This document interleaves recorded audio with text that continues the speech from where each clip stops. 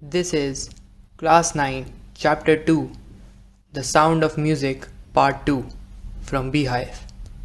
Emperor Aurangzeb banned the playing of a musical instrument called pungi in the royal residence, for it had a shrill, unpleasant sound.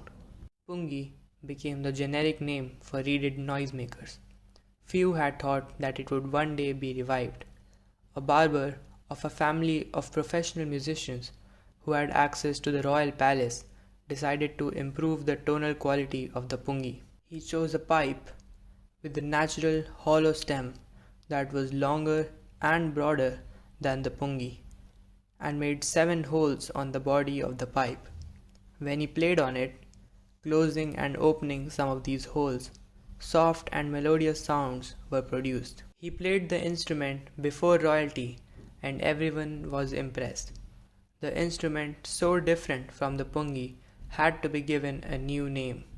As the story goes, since it was first played in the Shah's chambers and was played by a nai, the instrument was named the Shehnai. The sound of the Shehnai began to be considered auspicious, and for this reason it is still played in temples and is an indispensable component of any North Indian wedding. In the past, the Shehnai was part of the Naubat, or traditional ensemble of 9 instruments found at royal courts. Till recently, it was used only in temples and weddings. The credit for bringing this instrument into the classical stage goes to Ustad Bismillah Khan. As a 5-year-old, Bismillah Khan played gilli danda near a pond in the ancient estate of Dumraon in Bihar. He would regularly go to the nearby Bihariji temple to sing the Bhojpuri Chaita, at the end of which he would earn a big laddu weighing 1.25 kg, a prize given by the local Maharaja. This happened 80 years ago, and the little boy has travelled far to earn the highest civilian award in India, the Bharat Ratna. Born on 21st March 1916, Bismillah belongs to a well-known family of musicians from Bihar. His grandfather, Rasool Bux Khan, was the Shehnai Nawaz of the Bhojpur king's court. His father, Paigambar Bux, and other paternal ancestors were also great Shehnai players. The young boy took to music early in life. At the age of 3, when his mother took him to his maternal uncle's house in Banaras, now Varanasi, Bismillah was fascinated watching his uncles practice the Shehnai. Soon, Bismillah started accompanying his uncle, Ali Bux, to the Vishnu temple of Banaras, where Bux was employed to play the Shehnai.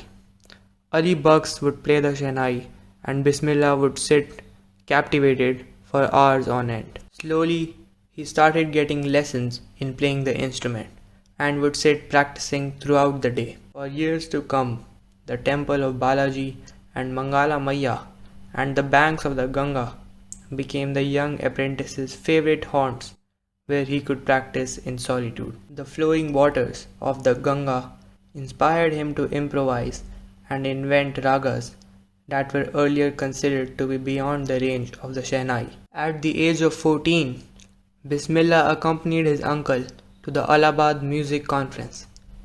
At the end of his recital, Ustad Fayaz Khan patted the young boy's back and said, "Work hard and you shall make it." With the opening of the All India Radio in Lucknow in 1938 came Bismillah's big break. He soon became an often heard Shehnai player on radio. When India gained independence on 15th August 1947, Bismillah Khan became the first Indian to greet the nation with his Shehnai. He poured his heart out into Rag Kafi from the Red Fort to an audience which included Pandit Jawaharlal Nehru, who later gave his famous Tryst with Destiny speech. Bismillah Khan has given many memorable performances, both in India and abroad.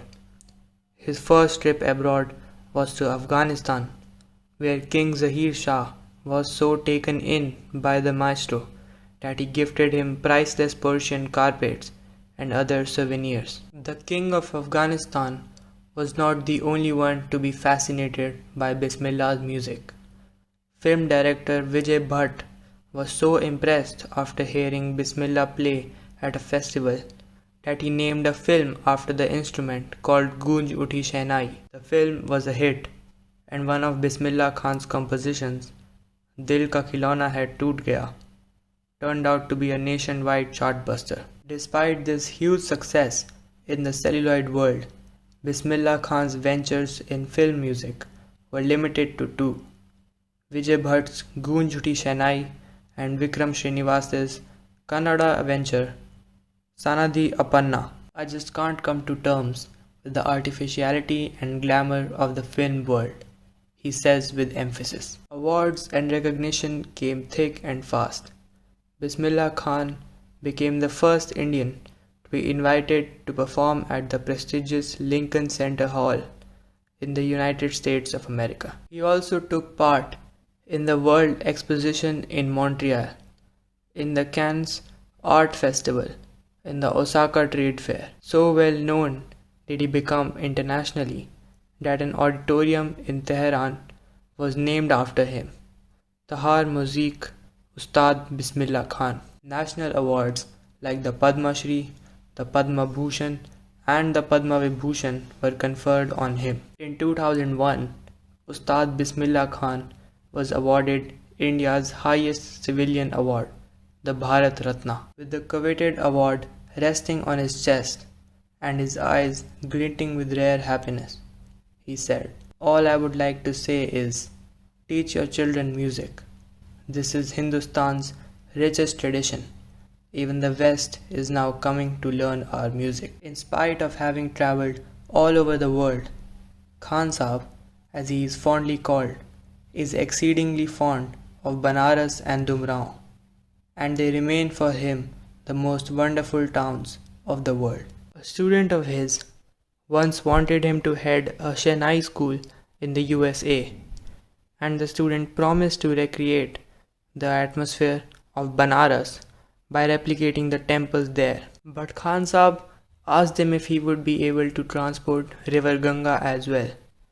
Later, he is remembered to have said, "That is why whenever I am in a foreign country, I keep yearning to see Hindustan. While in Mumbai, I think of only Banaras and the holy Ganga.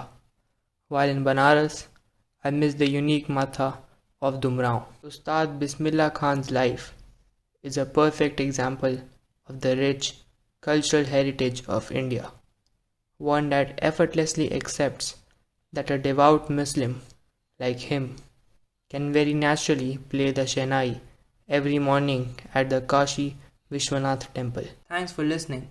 Follow NCRT audiobooks on YouTube, Spotify and all other platforms.